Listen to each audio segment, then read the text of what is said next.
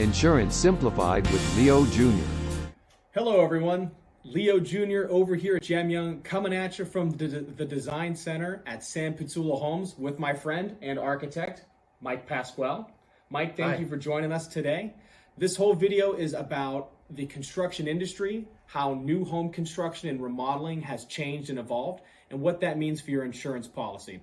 Mike is an AIA certified architect and a graduate from The Ohio State University as well as the University of Cincinnati. And like I said, a good friend of mine. So Mike, are you ready to get started? Let's get started, Leo. All right. Great. So if you like what we had to say, don't forget to like and subscribe. And if you want to talk to Mike after the video, don't forget to check out the description of the video for his address and contact info.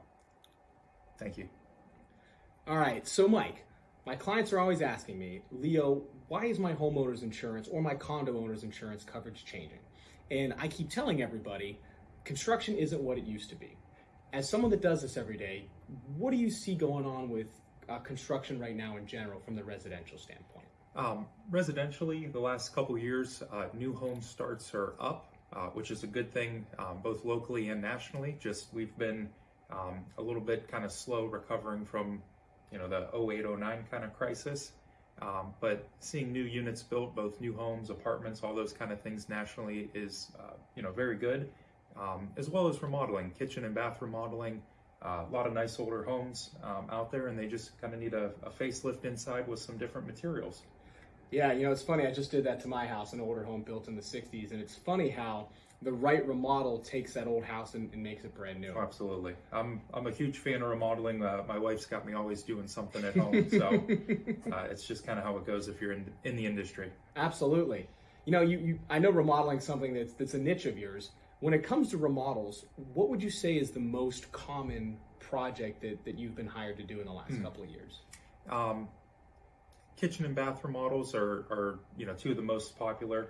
Those are rooms that are very functional. You use them multiple times a day, and then they're the thing that you notice when you walk into somebody's house, and if they've got that bright shiny new kitchen, it like you said, it just makes that house that much nicer. Oh, absolutely. Absolutely. Plus, you can host, and that's where you cook, and that's where your family spend a lot of time. So when we were talking about this initially, you said that the fallout from 2008 and 2009 is still kind of affecting us. I've heard this from a couple of other folks in the industry, but for those of us that may have been a freshman in high school, what does that mean, and what is the most important takeaways from that?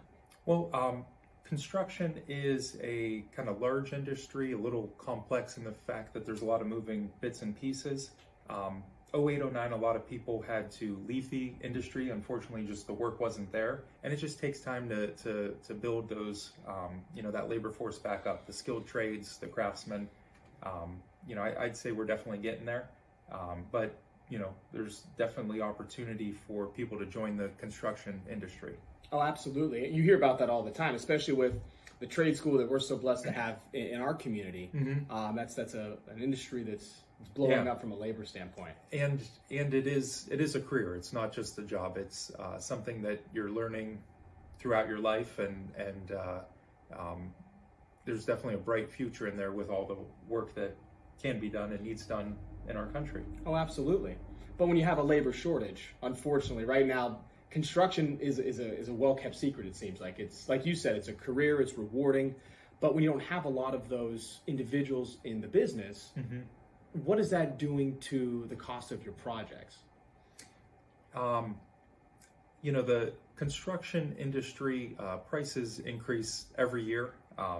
Something's going to go up. I can never tell you what it's going to be, but as a whole, we do see, 2 or maybe 3%, annually increased costs. This year, kind of a bad one, of course. We're all out there, buying things at the grocery and buying gas. Sure.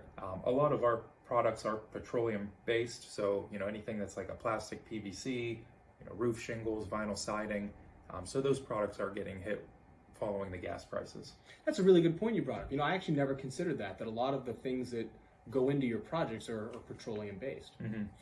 That's a really interesting point. Glad you brought that up, Mike. Yeah, so, hopefully we'll kind of see some of those prices fall and kind of get things a little bit back on track where they should be. Awesome. Well, I agree. You see things fluctuate all the time. That's the nature of the world. We just happen to have a huge swing for the first time in, Right. You or I's lifetime. Right. So if you're giving anybody a TLDR, right, too long didn't read, what would be your quick summary of where construction is and where do you think that we're going to go in the next 6-8 months to a year or so? I see remodeling picking up a little bit more over the next year or two with interest rates rising. Last year was probably one of the best times to build a house with interest rates being, around 3% or lower than 3%. So, but, remodeling, if you could get a home equity loan, do some remodeling, kitchen and bath remodels. I think the NAHB says nationally the average person kind of in America, if you will, does like a major renovation project, I think every 7 years. Oh, really? So, that's including the big cities, but, here locally, people maybe every 10, 15, or 20 years are looking at doing some kind of major renovation. Sure. And for those that aren't in the construction world, NAHB is? National Association of Home Builders. We've been a member for 25, maybe 30 years or so now. Awesome. Yeah, it's a great organization. We've been affiliated with them as an agency a few times. So, all right, Mike, I thought that was a great. Thank you for all that. Let's move to new construction and remodeling. What do you say? Sounds great. Let's say that you're out there and you and your spouse have decided to remodel that kitchen or bathroom, or better yet, you've decided that your family's growing and you want that new home. You want to build your dream home. As a builder, as an architect, what are some pieces of advice you'd give somebody or tips and tricks on how to find the right builder and make sure that this project goes the way you want it to go? Sure, absolutely.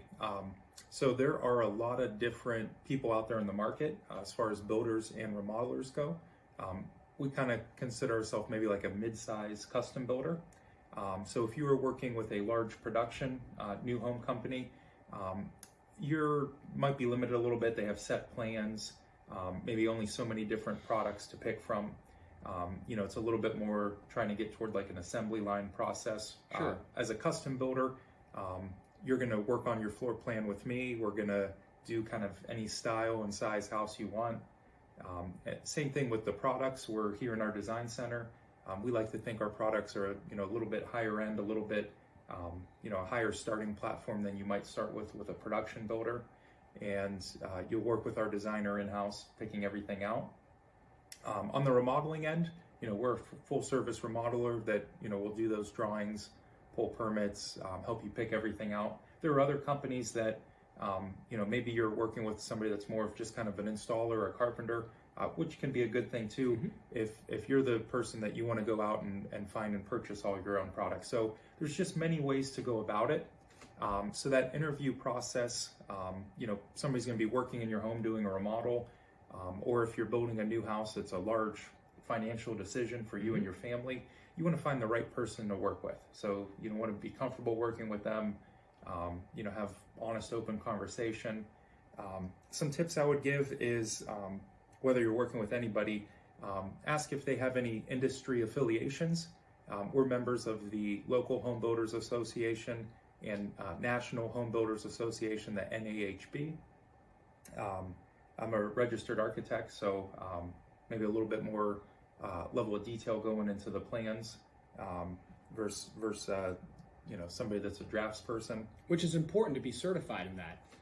Like any profession in any industry, sometimes your credentials are not showing off. It's more saying like, listen, I've met certain levels of standards that will, just like you want an insurance agent that's licensed. Oh, absolutely. You want a doctor that graduated medical school. You want an architect that is certified and licensed, and you want a builder that's recognized by certain affiliations. It's almost like being part of the BBB, would you say? Yes, and BBB is another great resource to, check a company's rating. Okay. So let's say you're having this conversation, right? Just to summarize, for someone that's not a builder, it sounds like to me that when you're interviewing somebody, you want to make sure, number one, you know the spectrum of services they offer, for lack of a better words. And then kind of just communicate your expectations. Kind of make sure you're starting on a level playing field. Right. Okay. So what are some things you see, what are some choices you see that impact the duration of a project?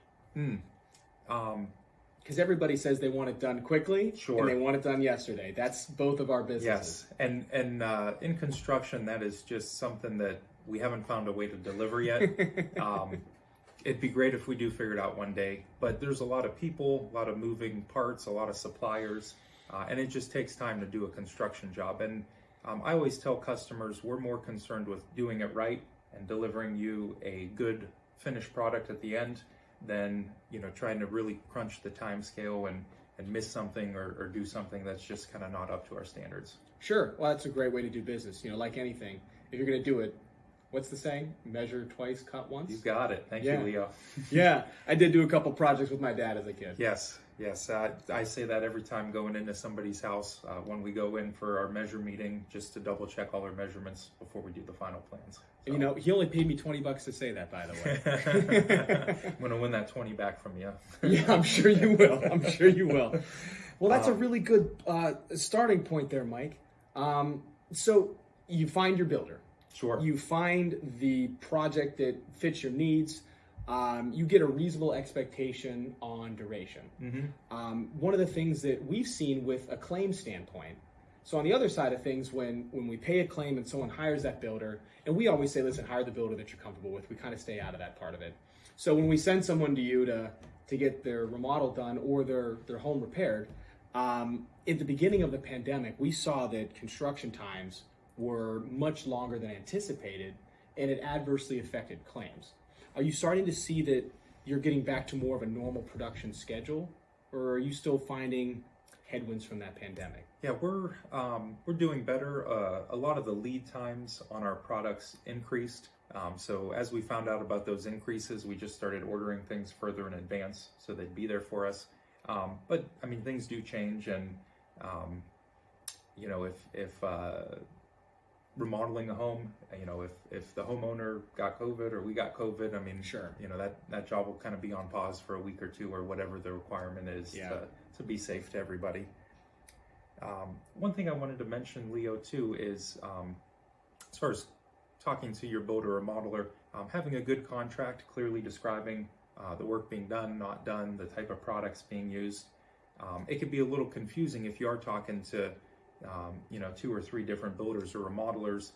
If it's all verbal, trying to keep everything straight, who said what, because you don't want to kind of have person A and B kind of have your wires crossed. That's I never would have thought of that. So when you have what would you call that? A written contract and specification. Okay. Is that something that is provided to a customer, or is that something a customer has to find from like their attorney? We would write that for our customers. Okay. And before signing, we kind of review everything. That way, you have a complete job. All the work that's being done, and you won't have any surprises that we didn't figure about this or we didn't know about that. Well, I know enough builders to have heard this enough times that what derails a project almost immediately is when the customer walks through and says, "Oh, can we change this?" Or "Oh, can we add this?" Is that built into any of these contracts, or is that just kind of you got to take project by project there? We always tell people once we get started, if there's anything that you're thinking about changing, adding into the project, taking out, let us know as soon as possible. At the start of the project, we've probably ordered everything. Sure. So, it really depends if something hasn't been purchased or delivered and, we could return it, no fee, great. But if it's a special order product, there might be a restocking fee or something like that, or once something's been cut and installed, it's not returnable. Right. It's pretty much there. It's there. Yeah. And so, early on in the design phases, we kind of throw things at our customers. Hey, did you think about this? Did you think about that? If the customer has any ideas, we want them to, ask us questions, because we want to get that design done up front so that once the guys are building and installing, they know what they're doing. I love that. That's a good way to describe that. Last thing from the builder standpoint, you need permits for this stuff, right? Pretty much always need a permit. If in doubt, ask your local township or city if you need a zoning permit. Zoning will go for kind of your property lines, is whatever you're building fit within the property and meet the setbacks. And then for the most part in our area, there's also the county building department. So Trumbull County, Mahoning County, Portage County, you'll need a building permit for building that addition or deck or porch or whatever the project may be. That's important. That's definitely important. It's a lot easier to do your project when you're fitting into the guidelines of the law. So working with a full service company that'll take care of all of that for you will make it easier as a homeowner, knowing that they've done this plenty of times before and they know the procedure. Sure. Now, I'd be remiss if I didn't say this. So let's say you hire someone like Mike, and Mike builds your new house or does a remodel on your house. Here's when to call your insurance agent. Number one, when you're building your new house, call us before you break ground. A builder's risk policy is a type of policy that Mike and I are both very familiar with. And essentially what it does is it covers your house while it's being built. So if that house is damaged or destroyed during the course of construction, you can file a claim, we can pay you so you can pay them to continue to rebuild the house and fix what was damaged. What you also want to consider with a builder's risk is when someone like Mike buys $20,000 of lumber to do the framing on your house. Sure. That's not a small fee, and that's something that is probably on you as the homeowner if that is stolen or damaged or destroyed. So talk to your insurance agent, and better yet, give your insurance agent your builder's number. It's really easy for me to call Mike and say, hey, Mike, house over here at 123 Main Street, how much product do you think is going to be laying around on any given basis, right? Mike can say, hey, this is what we think, add it to the policy. When you're remodeling a house, call us right away. If it's an addition, we'll need square footage. And again, we'll talk to folks like Mike. Sometimes architects are actually kind enough to send us blueprints. I have gotten that. All right. Very rarely does that happen, but for someone like me, I think that's awesome. So we can actually modify what's called your replacement cost on the house, which replacement cost is essentially what it costs someone like Mike to build or add onto that house. So just the insurance plug there on how what you get hired to do affects your insurance policy. Rates are all going to be dependent on how big your house is, the type of construction materials, and the size. So anything else on tips and tricks for a new or remodel for a customer? Finished basements could be one. I know insurance policies are all different, but if you were investing a lot of money finishing your basement, if you've got nice carpeting or finished floors down there, woodwork cabinets, you might want to talk to your agent about reviewing your policy. And I didn't pay him to say that, by the way. But I'm really glad you brought that up, because that's actually one of the areas that most people are grossly underinsured, especially today. I have a whole video series about that, and we'll talk about it. But if you can take away anything from what Mike just said, if your basement is finished, call your agent. The worst thing he or she tells you is you've got plenty of coverage. More often than not, you probably don't, just because of everything we've just talked about. So, all right, Mike, that was a really good segment. What do you say we talk a little bit more about what you do and what a career in construction looks like? Sounds great. All right, cool. Part of the reason I asked Mike to be on the show is outside of Mike being a good friend of mine, Mike is also one of the premier architects in our area and works for one of the premier home builders in our area. Sam Pitzulo's reputation Thank you, Leo. It's true. You guys have a sterling reputation, have done fantastic work. So I guess what I'd like to know is, you've talked about how to hire a good builder. What separates Sam Pitzulo Homes from the competition? Sure. So we do everything in-house. We're full service.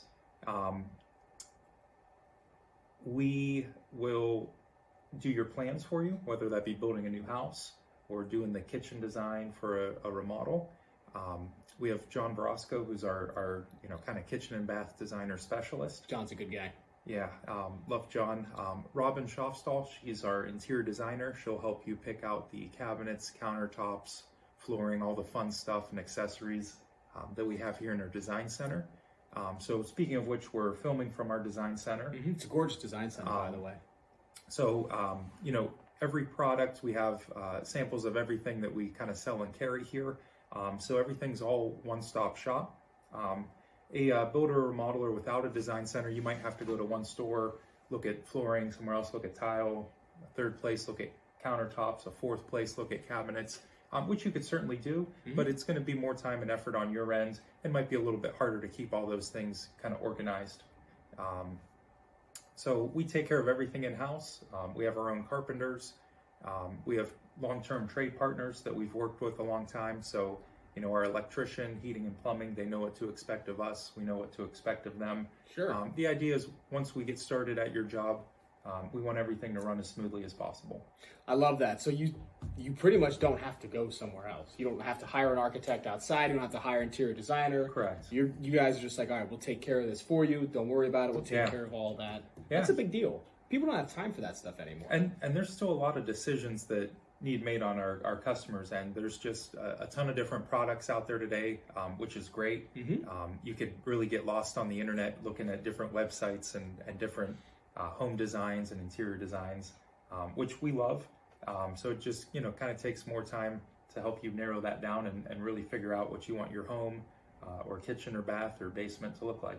That's awesome, and that's a really good point you made about all the different decisions out there, and it almost sounds like you provide a consulting service, so you'll help make those decisions with an interior designer, an architect, and John's very good at what John does too. So yeah, there's a lot of different ways to go about it, but we've always just found we worked best trying to keep it in-house and kind of control the schedule and the products and everything to help the construction run better. And I think a lot of our customers like that. You only have to come to one place to pick out all your products. You guys sound like Honda. That's how Honda builds cars. Okay. So if you were a teenager right now, or if you're considering entering construction or the trades, what do you see that career path going to, and what do you think of maybe some advice for some younger person getting into this business? The construction trades are a great industry to get into. You could be making good money right out of high school, and if you're 20, let's say you're in your low 20s, mid 20s, and you've got 5, 6, 7 years experience as a carpenter or what have you, you could be making some really good money, kind of leading jobs, leading remodeling jobs. When I was a senior at University of Cincinnati, we had like a business development class, and it was like, okay, master's degree, 6 years of college, and then this thing came up here with what the kind of starting salary was, and everyone's faces got a little bit long that we put all that time in at school, and we were still just at the bottom of the totem pole, because you really don't have any practical experience yet, leaving school. Well, sure, like any profession, and I did that with mechanical engineering. Sure. You do all this, and you're like, oh my God, this is going to be great, but you need experience. You do need experience. In the debt you take on to go to trade school is typically very minimal, if at all, right? So our carpenters, if you went to like a MCCTC or another trade school, we don't do unpaid internships. I mean, everybody that works for us, that's important. Is paid, and the more skills you get, and the more quickly you learn those skills, how to hang crown molding, how to install cabinets, those all come with pay raises because you're much more valuable because you know how to do more things. Oh, absolutely, absolutely. Okay, well, everybody, Mike Pasquale, just to give a quick summary of what we talked about today, TLDR, that's my new thing. The state of the construction industry, we're kind of still recovering. Things have gotten a little better. When you're hiring the right builder, check out the tips that Mike talked about with you. When you do anything to your house, if you're ever worried, call your insurance agent. Or if you're comfortable with your builder talking to someone like me, we're more than happy to talk to each other. Thank you all for taking the time to watch this video. I hope it was very helpful. Mike, as always, I appreciate spending time with you, and I'm glad you wanted to help talk to everybody out there about construction. Oh, Leo, thanks for having me on. It was a pleasure to be on your channel. Yeah, it was. Thank you. All right, everybody. Thanks for watching. If you like what we had to say, don't forget to like and subscribe, and have a great one.